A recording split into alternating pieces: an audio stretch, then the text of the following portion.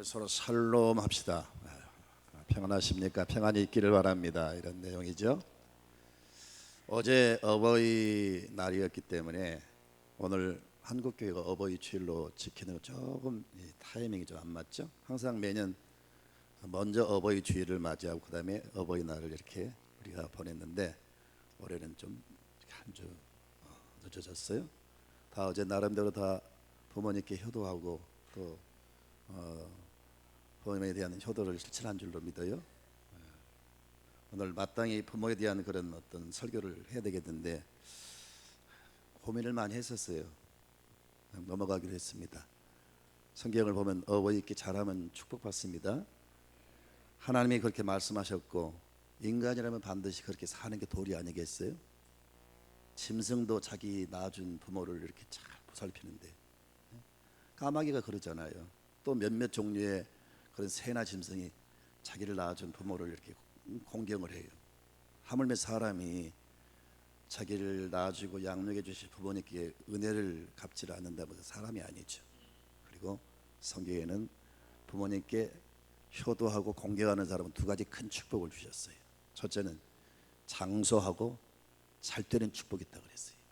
그게 최고 아니겠어요? 다 잘 되기를 바라고 오래 살고 싶어 하는데 그 인간들이 그렇게 염원하는 두 가지 축복을 보장하셨어요.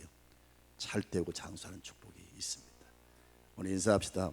부모님 잘 공경하셔서 잘 되고 장수한 축복을 받으세요. 이렇게. 목사님, 저는 부모님 안 계십니다. 그런 분 계시죠? 어른들 섬기세요. 교회 안에 또 특히 연세 많은 분들을 섬기시면 그게 부모님께 효도하는 것인 줄로 믿습니다. 미국 보스턴에 어느 정신병원에 한 소녀가 끌려왔어요. 그 소녀는 굉장히 성격이 난폭하고 사람들을 만나면 그냥 물어뜯는 거예요. 미친 사람처럼 괴성을 지르고 정말 사람이 감당할 수가 없어서 그 병원에 끌려왔는데 부모도 그 자식을 버려서 더 이상 어떻게 할 수가 없으니까 그래서 이 소녀가 강제 수용이 돼가지고 하루하루 그렇게 짐승처럼 괴성을 질러요. 나중에 이 사람이 정상이 되었을 때 자기의 과거를 회상하면서 그런 글을 썼더라고요. 나는 8살까지 존재하지 않는 세계에서 떠돌아다니는 유령이었다. 그렇게 고백했더라고요. 그렇게 험악한 그렇게 참 고통스러운 세월을 보낸 거죠. 너무 난폭하고 만나는 사람한테 물어뜯으니까 사람들이 가까이 하질 않아요. 아무도 관심이 없고 완전히 버려진 그런 아이였어요. 그런데 그 정신병원에 근무하는 한 나이가 많은 여자가 그 아이를 주목하기 시작했습니다.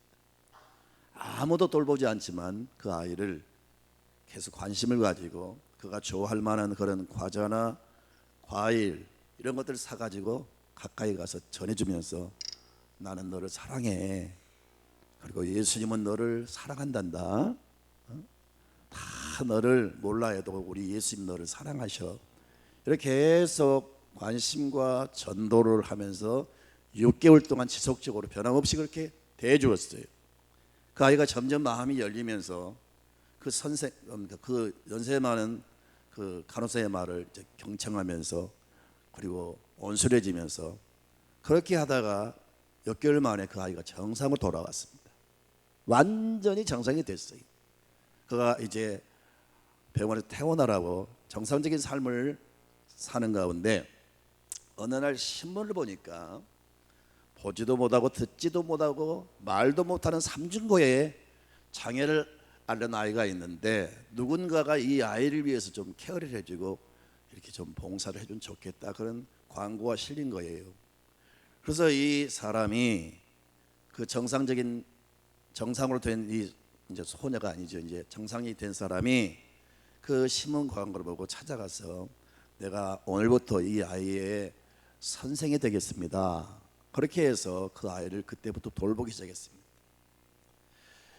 그 삼중구의 장애를 앓는 아이를 찾아가서 돌본 사람이 바로 누구냐면 설리반 선생입니다. 설리반. 그리고 그 삼중구의 장애를 앓는 아이는 바로 유명한 헬렌 켈러였어요. 그 버려진 그 삭막한 정립병원에 한 아이가 그렇게 몸부림치고 있을 때 그렇게 미친 듯이 맹수처럼 절규하는 그를 그 연세 많은 그 간호사 한 명이 관심을 가지고 예수의 사랑을 전하고 예수님을 전해주니까 그 사람이 변화가 돼서 이제 장애를 앓는 그 아이를 찾아가서 또 그 아이를 돌봐주므로 그 아이가 여러분 미국의 유명한 헬렌 켈러 교육가이면서 그리고 또 작가이면서 전 세계 큰 감동을 끼친 또 그 사회주의 운동가이면서 수많은 절망과 또 그 소외된 곳에 몸부림치는 사람들에게 큰 희망과 소망을 심어준 사람이 된 거예요. 한 사람의 희생이 한 사람의 예수 전도가 이런 엄청난 결과를 가져온 겁니다. 사랑하는 성도 여러분, 우리 주님을 믿는 사람들은 가만히 있으면 안 돼요. 기도하시면서 예수의 마음을 달라고 기도하세요. 예수의 심장을 달라고 기도하세요. 저와 여러분도 이런 좋은 영향을 끼치는 사람이 되셨으면 좋겠어요. 정말 예수의 마음과 예수의 사랑을 가지고 살아가면 이 사랑의 역사는 폭발적으로 나타날 줄로 믿습니다. 인천에 가면 주한 장로교회가 있습니다. 나계빈 목사님이 담임 목사님 계시다가 은퇴를 하셨습니다. 그분 제가 개인적으로 좀 아는데 참 말을 잘 못해요. 설교를 잘 못해요. 그런데 그분이 어느 날 성도들에게 설교를 할 때 여러분 예수님 사랑하십니까? 네, 아멘. 여러분 예수님을 사랑한 이유가 뭐죠? 예수님께서 우리를 위해서 생명을 주시고 또 그렇게 죽으시면서까지 우리를 구원해 주신 그 사랑이 우리는 얼마나 크다고 하는 걸 알기 때문에 사랑하지 않겠어요? 자, 여러분 예수님 사랑한다면 예수님이 좋아하는 것, 예수님이 원하시는 것을 해야 되지 않겠어요? 사랑의 속성은 뭔지 아세요? 사랑이라는 미명하에 자기 욕심을 채우는 사람들이 많아요. 세상의 사랑은 다 그래요. 사랑 말하지만 그 사랑 속에는 이기심이 있고 자기의 어떤 욕구축만 이루려고 하는 그런 이기심이 있단 말이에요. 실상은 사랑의 속성은요, 상대방의 입장에 서서 상대방의 형편을 헤아리고 상대방이 원하는 것을 해주는 게 사랑이에요. 아멘입니까? 이 나계빈 목사님 말씀의 메시지가 그거예요. 여러분이 예수님을 사랑한다면 예수님이 무엇을 원하시는가 그것을 헤아려서 그 소원을 이루어 드리는 것이 예수님을 사랑하는 거 아니겠습니까? 여러분이 예수님 사랑한다면 예수님의 소원이 무엇인지를 아셔야 되지 않아요? 그것은 뭐냐? 예수님의 이름을, 예수님의 복음을 증거하는 것이 예수님의 소원입니다. 여러분이 예수님 사랑한다면 그렇게 사십시오. 이렇게 설교를 했는데 많은 사람들은 아멘하지만 듣고 끝난 거죠. 근데 출석한 지 6개월 된 사람이 있었어요. 그 이름이 안강자라고 하는 사람인데 이 사람이 그 설교를 듣더니 그래, 예수님 나에게 이런 놀라운 최고의 선물을 주셨는데 내가 예수님 사랑한다고 말만 했지 진짜로 예수님 사랑하지 않았다는 겁니다.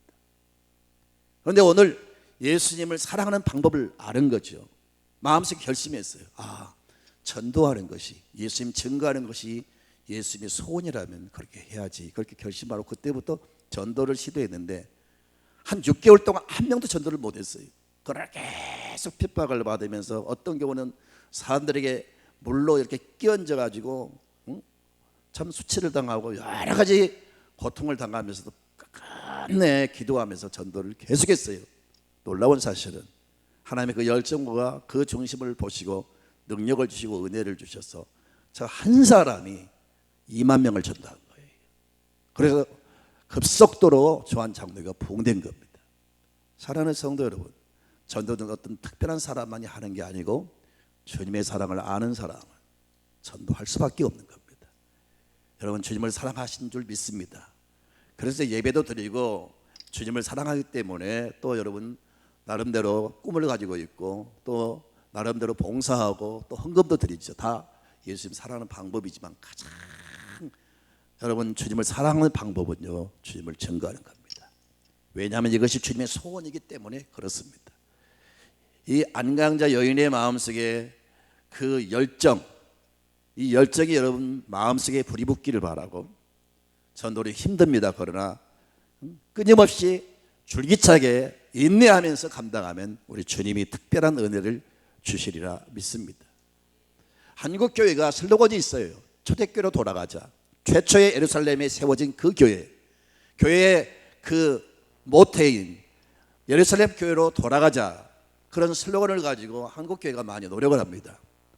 우리가 초대교회의 그 모습을 보면서 배울 게 많아요. 예컨대 그 교회는 폭발적 부흥이었어요. 그 교회는 뜨거운 사랑이 있었어요.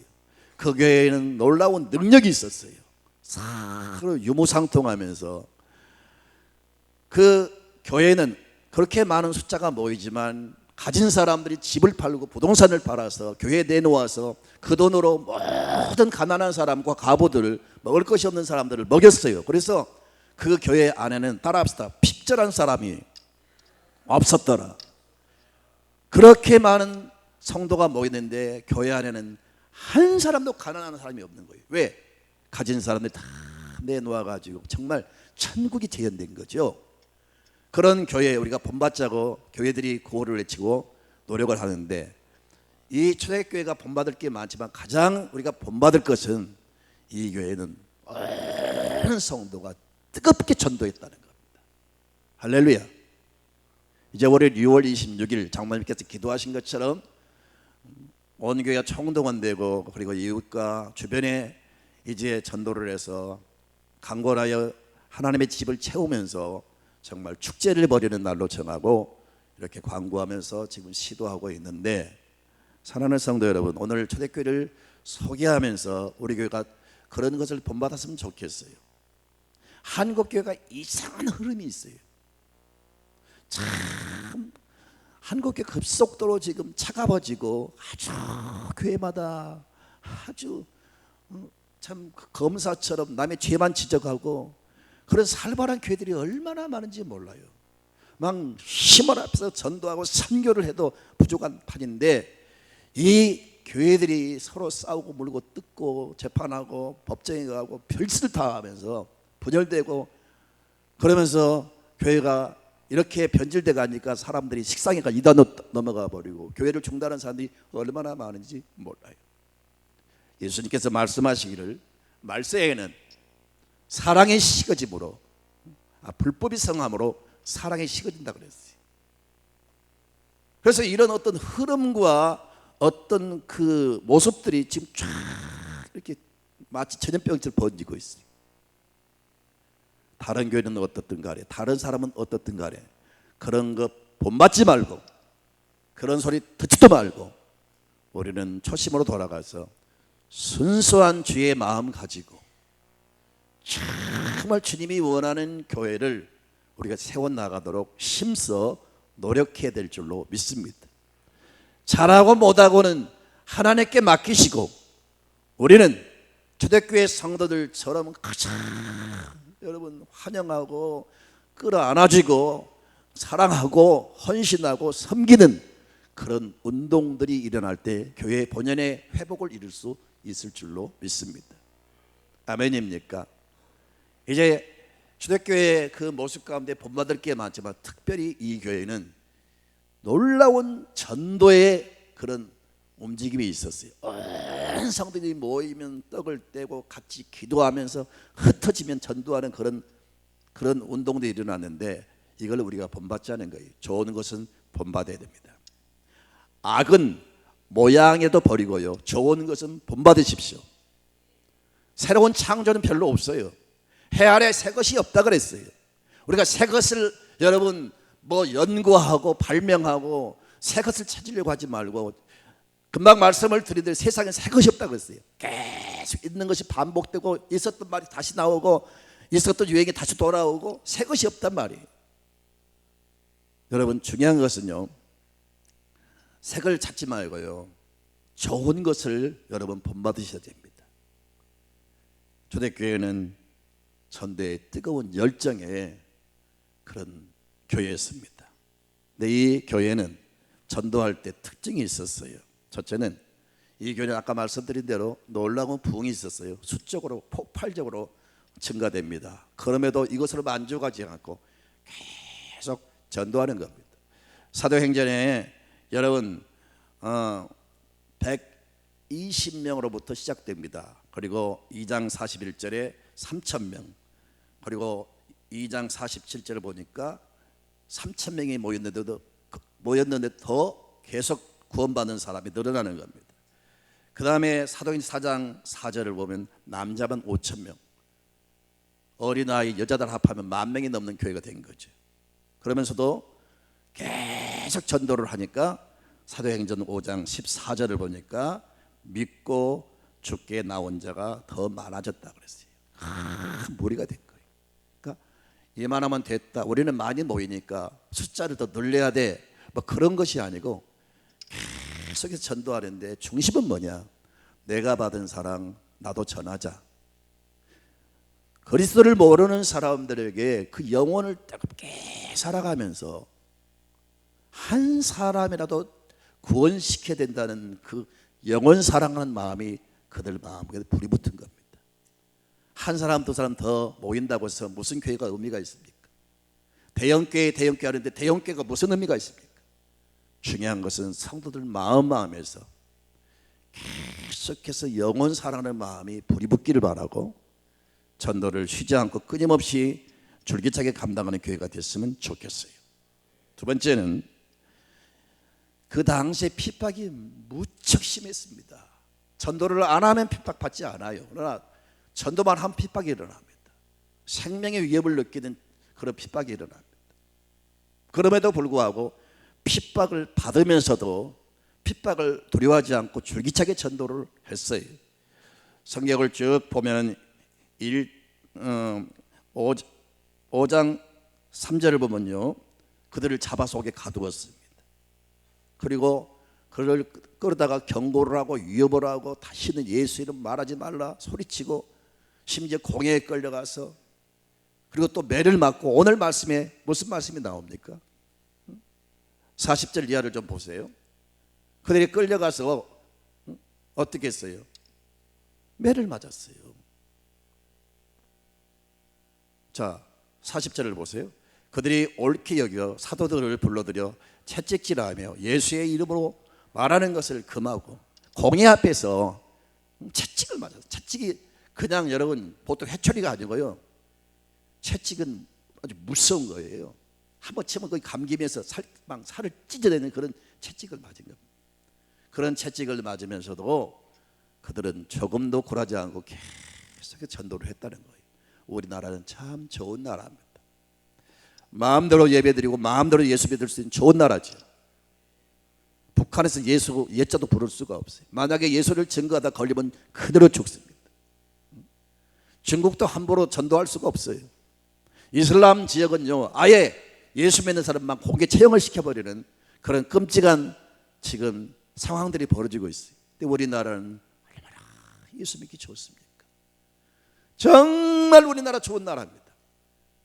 아멘입니까? 세계를 돌아보면 밤에 활개치고 다닐 수 있는 나라가 우리나라밖에 없어요. 미국요, 카나다요, 일본요, 전 세계 어디를 가보든지 여러분 밤에 자유롭게 이렇게 한가하게 여유 있게 다닐 수 있는 나라가 있는 줄 아세요? 정말 우리나라 좋은 나라예요. 이렇게 마음껏 신앙의 자유가 있으니 얼마나 좋아요. 그런데 그 당시에는 예수 믿는 사람은 막 닥치는 대로 결박하고 옥에 가두고 죽이는 그런 끔찍한 시대인데, 그럼에도 불구하고 그들은 조금도 그 핍박에 굴하지 않고 담대히 예수를 증거하는 교회였다는 겁니다. 이런 모습을 본받기를 바랍니다. 기분 나쁘다고, 마음 상하다고, 오해를 받는다고, 서운하다고, 섭섭하다고, 얼마나 비본질적인 것에 우리 신앙들이 흔들리지 모르겠어요. 성도가 무서워. 보기는 천사 같은데 속에는 얼마나 무서운지 모르겠어요. 다 마음들이 좁고 살벌하고 살기 있고 이해를 못하고 작은 소리 한마디 감당을 못하고, 그런 사람이 무슨 일을 합니까? 여러분, 생명을 걸고 복음 증거하는 이 모습을 바라보면서 제발 사소한 것이 시험 들지 마시고요, 정말 예수를 당당히 증거하는 저와 여러분이 됐으면 좋겠어요. 그리고 세 번째는 그들이 어떤 특별한 날만 전도한 게 아니에요. 뭐 총동원 전도주일 혹은 뭐 전도의 날 이런 날을 정해놓고 전도한 게 아니고 이들은 날마다 전도를 했습니다. 오늘 본문 말씀 마지막 절을 좀 보시기 바랍니다. 시작. 그들이 날마다 성전에 있든지 집에 있든지 예수는 그리스도라고 가르치기와 전도하기를 그치지 아니하니라. 요즘 말로 바꾸면 날마다 어디를 가든지 누구를 만나든지 만나는 사람마다 전도했다고 하는 겁니다. 직장에서 혹은 친구를 만났을 때, 지인을 만났을 때, 일가 친척을 만났을 때, 또 여러분 어떤 선배나 후배를 만났을 때 만나는 사람마다 어디에서나 예수를 전가하는 교회였다. 이게 온 성도들의 모습이었어요. 이런 좋은 점을 우리 모두가 본받았으면 좋겠습니다. 그리고 네 번째는 복음을 정확하게 증거했어요. 우리는 교회 나오세요. 교회 나오면 축복받습니다. 교회 나오면 부자가 됩니다. 교회 나오면 집안이 잘 됩니다. 예수 믿어보세요. 바람 피우는 남편이 바람도 안 피웁니다. 예수 믿어보세요. 자녀가 잘 됩니다. 이번에 수능 본다고 하면서요. 예수만 믿어보세요. 당신 아들이 당장 수능에 합격합니다. 좋은 대학 들어갑니다. 이건 다 비본질적인 거예요. 보편적으로 예수 잘 믿으면 은혜를 받습니다. 신명기 28장의 축복은요, 토탈 축복입니다.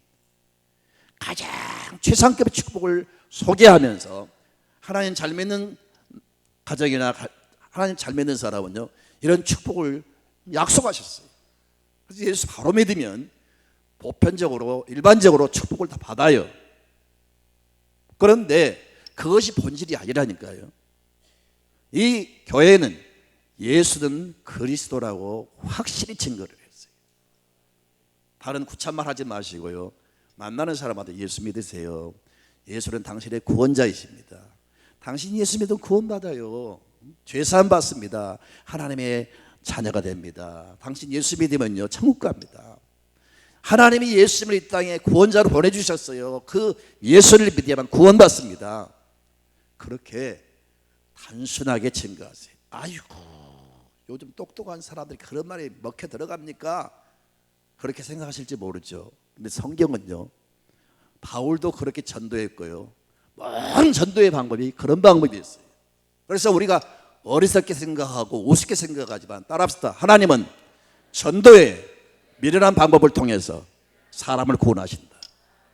우리가 생각하는 그 전도의 방법이 유치하고 참 우습게 여길지 모르지만 하나님은 그걸 통해서 사람을 구원한다는 거예요. 그래서 누구를 만나든지 하나님, 이 사람 만나게 해주신 감사합니다. 이 사람 나로 인해서 구원되게 해주십시오. 기도하면서 그냥 입을 여세요. 옷이 참 아름답네요. 그러면서 말문을 여세요. CCC 총재였던 빌브라이트 박사는 평생에 시계를 차지 않았답니다. 왜? 시간을 모르면서 몇 시입니까? 이렇게 물으면서 자연스럽게 전도에 기회로 삼기 위해서 안 찼다는 거예요. 아무튼 모든 접하는 순간순간이 예수를 전가하는 그런 사람들 되십시오. 이게 우리에게 보여준 초대교회의 모형입니다. 한국교회가 초대교회로 돌아가자 그렇게 외치는데 가장 중요한 것은 이것을 본받아야 됩니다. 첫째가 뭐예요? 계속 부흥하는데도 거기에 만족하지 않고 한 영혼이라도 구원시켜야 된다는 뜨거운 열정을 가지고 전도했다. 두 번째는 뭐였어요? 핍박을 받으면서 전도했다. 세 번째는 어디에서 누구를 만나든 날마다 어디서나 전도했다. 네 번째는 복음을 확실히 핵심을 증거했다. 그래서 우리는 이 모습을 본받기를 원합니다. 사랑하는 성도 여러분, 제가 모처럼 전도 설교를 하는데 전도는 참 좋은 일입니다. 최고의 사람을 사랑하는 방법이고요, 최고의 사람을 여러분 돕는 방법이 전도예요. 우리는 인생을 살아가면서 내가 어려울 때 누가 돈 좀 구워주고, 내가 어려울 때 직장을 알선해주고, 내가 어려울 때 나에게 어떤 유익을 주었던 것 잊을 수가 없죠. 그것도 귀한 일이지만 진짜 귀한 일은 나에게 전도를 해가지고 내가 예수를 알고 내가 예수를 믿음으로 구원받게 된 이 사실이 가장 복된 일입니다. 가만 생각을 해보세요. 여러분에게 그 전도를 해준 사람은 최고의 은인입니다. 여러분도 이제 여러분 차례입니다. 여러분도 그런 사람 되시기를 바랍니다. 주 예수를 믿으라. 그리하면 너와 내 집이 구원을 받으리라 그랬어요. 예수를 믿고 하나님을 믿는 가정과 그 개인은 하나님이 최상급의 복을 주십니다. 자손 만대를 책임지시는 거예요. 그러니 예수를 믿는다고 하는 것은 축복권을 붙잡는 거예요. 영원한 구원을 보장받는 거예요. 그러니 예수 증거하는 것보다 더 귀한 일이 없는 거예요. 여러분 다 인정하시고 중요한 것은 듣는 자가 복이 아니고요, 듣고 행하는 자가 복이 있다고 그랬어요. 하나하나 이제 여러분 사람의 말로 듣지 마시고요, 이 종을 통해서 하나님이 간곡하게 여러분에게 부탁하신다라고 받아들이시고 시도하시기 바랍니다. 그러면 시도할 때 감당할 수 있는 힘도 주시고, 그리고 이따 나오겠습니다만 전도할 때 하나님이 놀라운 역사를 나타내세요. 전도 안 하면 그런 것을 체험할 수가 없는데 전도하면 그 전도하는 순간에 영감도 주시고 전도할 때 기쁨도 능력도 주시고 하나님이 살아계신 것을 보여주실 겁니다. 그래서 인생을 살면서 최고의 영광과 축복을 누리는 순간이 될 겁니다. 왜 전도해야 될까요? 첫째는 예수님의 명령입니다. 교회 머리는 주님이십니다. 그리고 우리는 예수 그리스도를 나의 구주, 나의 왕으로 믿습니다. 예수께서 왕으로서 나에게 전도하라. 그래서 마가복음 16장 15절에 너희는 온 천하에 다니면서 만민에게 복음을 전파하라. 왕의 명령이 뭐죠? 어명입니다. 어명. 어명은 신하가 어길 수가 없어요. 저와 여러분 예수 믿는다면 어길 수 없는 왕의 명령, 어명이 떨어졌습니다. 우리는 순종해야 될 것입니다. 두 번째는 주님의 유언의 말씀입니다. 예수님께서 부활하신 다음에 40일 동안 세상에 계시다가 감람산에서 하늘로 승천하셨습니다. 승천하시기 전에 이 지상을 떠나시면서 마지막 남긴 유언의 말씀이 사도행전 1장 8절입니다. 같이 읽습니다. 오직 성령이 너에게 임하시면 너희가 권능을 받고 예루살렘과 온 유대와 사마리아와 땅끝까지 이르러 내 증인이 되리라 하시느니라. 너희는 성령 충만 받아가지고 땅끝까지 복음을 증거하는 사람이 되어다오. 이게 주님의 유언이에요. 유언. 욕시대의 부모님이 세상을 떠나면서 숨을 헐떡거리면서 애야 이렇게 해다오. 그 유언은 자식으로서 평생 잊을 수 없을 겁니다. 주님이 이 땅을 떠나면서 이 유언을 주셨습니다. 그러니 소중한 말씀으로 여기시고 가슴에 담으시기를 바랍니다. 그리고 우리는 빚을 졌어요. 빚을 졌어요. 여러분 왜 부모님께 잘해야죠? 부모님께 빚을 졌어요. 사랑의 빚을 졌어요. 빚은 갚아야 됩니다. 우리 부모님께 내가 사랑을 받았으니까 마땅히 그 빚을 갚아야 됩니다. 올해는 예수님의 피 흘림과 죽으심을 통해서 생명을 얻었어요. 구원을 받았어요. 그럼 우리가 빚을 졌어요. 이 빚을 누구한테 갚아야 되느냐? 예수님은 모든 사람에게 빚을 갚으라고 말씀하십니다. 그래서 바울은 그걸 깨닫고 빚을 갚기 위해서 일생을 바친 겁니다. 바울의 고백을 들어볼까요? 자, 여러분 로마서 1장 18절 같이 읽습니다. 헬라인이나 야만인이나 지혜 있는 자나 어리석은 자에게 다 내가 빚진 자라. 돈을 빌렸습니까? 아니라는 거예요. 주님의 사랑을 그들에게 갚아야 된다는 거예요. 그게 최고의 귀한 방법은 바로 전도라는 것을 알았기 때문에 바울은 일생을 바친 줄로 믿습니다. 저도 그렇고 여러분 모두에게 바울의 그 열정이 좀 불이 붙었으면 좋겠어요. 같은 예수를 믿으면서 정말 부럽고 너무 부러워. 이런 영혼 사랑하는 마음이 저와 여러분 가운데 불이 붙기를 바래요. 여러분 사실은요 몰라서 그렇죠. 내가 영혼 구원에 생명을 바치잖아요. 나의 모든 심지어 돈 버는 것도 내 일생 살아가는 모든 삶이 오직 전도와 영혼 구원에 초점을 맞추면요 사업도 잘되게 하시고요 다 하나님이 잘되게 하십니다. 아멘입니까? 그 근본이 초점이 잘못 나갔기 때문에 하나님이 역사를 안 하신 거지. 진짜 그걸 품고 나가면 능력도 주시고 온갖 것을 아끼지 않고 주실 줄로 믿습니다.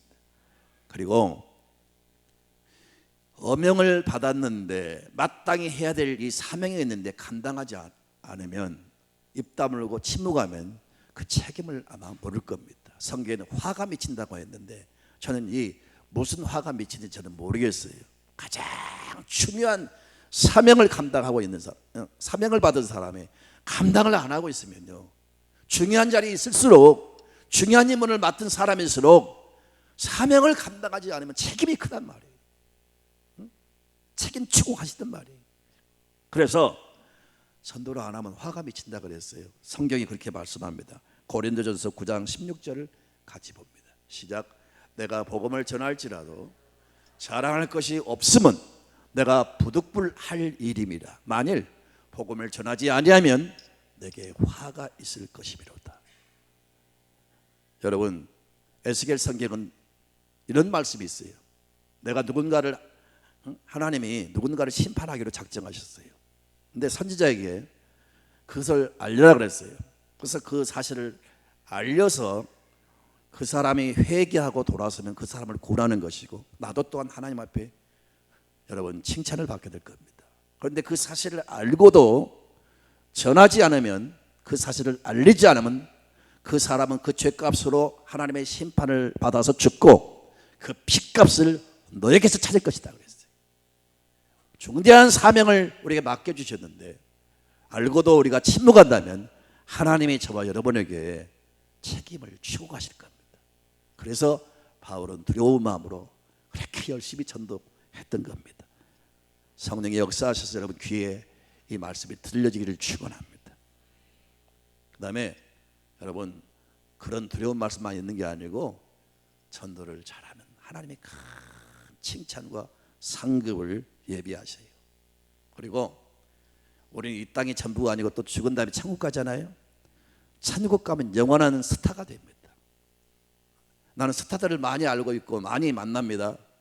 과거에 이렇게 피부가 곱고 그렇게 팽팽한 사람이 나이가 들어가면서 추하게 되고요, 그들의 삶이 또 취해가지고 모든 사람에게 지탄거리가 되는 사람들이 얼마나 많습니까? 그렇게 여러분 사람들이 우러보는 스타들 별거 아니에요. 뭐 대단한 거 있습니까? 그런데 하늘의 스타는 영원한 영광을 누리게 할 겁니다. 다니엘서 12장 3절 말씀을 봅니다. 같이 읽습니다. 시작. 지혜 있는 자는 궁창의 빛과 같이 빛날 것이요 많은 사람을 옳은 대로 돌아오게 한 자는 별과 같이 영원토록 빛나리라. 이런 말씀이 가슴에 막 여러분 흥분으로 다가오기를 바랍니다. 전도를 하면 이렇게 영원히 하늘의 스타가 되는구나. 하나님이 최고의 은혜를 베풀어 주실 거예요. 그리고 마지막으로 여러분 늘 인용하는 말씀인데 마태복음 28장 20절에 우리가 전도를 하면 주님이 세상 끝날 때까지 항상 우리와 함께 하신다고 했어요. 독일에 본 헤파라고 하는 목사님이 계세요. 히틀러가 독일을 통치하고 있을 때 히틀러에 대해서 여러분 다 아시잖아요. 얼마나 악하고 얼마나 정말 패역한 사람인지. 히틀러의 독재 그 누구도 한 가지보다 모두가 무서워 떨면서 히틀러에게 복종하는 그런 시대에 본 헤퍼 목사님, 이분은 정면으로 히틀러를 공격을 했습니다. 이 본 헤퍼 목사님은 아주 신학자이면서 그리고 설교자입니다. 그런 신랄하게 히틀러를 공격을 했어요. 그러면서 설교할 때 그런 설교를 한 적이 있었어요. 여러분, 미친 사람이 버스를 몰고 지금 운전하면서 닥치는 대로 사람을 막 깔아뭉개고 죽이고 사람을 수없이 쓰러뜨려 상하게 하는데, 여러분이 그리스도인이라면 그 쓰러진 사람들에게 찾아가서 그저 약이나 발라주고 기도만 해주는 사람이겠습니까? 아니면 그 미치광이가 그 차를 몰고 달리는데 그 미친 그 버스 운전사를 끌어내려야 되겠습니까? 그 미친 운전사가 누구겠어요? 히틀러 아니겠어요? 그러면서 그렇게 정면으로 대항을 하다가 결국은 보네포 목사님은 끌려가서 사형을 당했어요. 젊은 목사인데 처형을 당했습니다. 처형을 당하기 전에 이 보네포 목사님이 환상을 봤어요. 기도 중에 환상을 보는데, 환상은 꿈이 아니고 깊이 기도하다 보면 하나님이 이렇게 어떤 현상을 보여주십니다. 환상을 딱 보여주시는데, 히틀러가 하나님의 심판대 앞에 서서 하나님 앞에 심판을 받는 모습을 보여주던 거예요. 하나님이 엄한 명령으로 히틀러를 책망하면서, 너는 그렇게 잔인한 죄를 범한 대가로 너를 위해서 예비한 저 지옥불에 들어가라, 이렇게 외칩니다. 그러니까 이 보네포가, 아니 히틀러가 천사들에 이끌려 지옥불에 끌고 집어 던지는 그런 장면이 보이는 거예요. 히틀러가 소리를 지릅니다. 하나님, 내가 이렇게 무서운 지옥이 있다는 걸 알았더라면 나는 이렇게 악한 사람이 아니었을 겁니다. 내가 이것을 몰랐기 때문에 이렇게 살았습니다. 하나님 용서해 주세요. 설교하는 소리가 들립니다. 그러면서 한 번도 그 누구 한 사람이 내게 이런 무서운 심판이 있다는 것을 알려준 사람이 없습니다. 그러면서 울부짖으면서 지옥으로 떨어지는 장면을 보았어요. 그러면서 이 보네포 목사님이 사형당하기 전에 쓴 글이 있는데, 그 환상을 체험한 다음에 그런 고백을 합니다. 나는 히틀러를 끌어내리려고만 했지 한 번도 예수를 믿으라고 전도한 적이 없구나 하면서, 비록 사형을 당합니다만 그 전에 심히 그것 때문에 괴로워하고 후회하는 그런 내용이 제가 글을 통해서 본 적이 있어요. 사랑하는 성도 여러분, 건강을 주셨을 때에, 기회를 주셨을 때에, 시간을 주셨을 때에 그 기회를 선용하시기 바랍니다. 미루지 마시고 나중에 후회하지 마시고, 전도와 소리 있을 때 전도해서 여러분이 살아가시면서 그 사람의 변화를 지켜보시고, 그 사람이 예수 믿고 잘 되는 모습을 지켜보면서 한없는 감사를 드리시기 바라고요. 정말 보람있고 감격스러운 삶을 살아가시기를 바랍니다. 사랑하는 성도 여러분, 오늘부터 한 영혼 한 영혼 가슴에 끌어안고 기도하시면서, 누가 명령해서가 아니라 하나님의 소원이고 주님의 소원이니까 우리 꼭 2월 26일이 아닐지라도 최선을 다해서 우리 전도한 일에 힘을 쓰도록 합시다. 아멘. 찬양하겠습니다.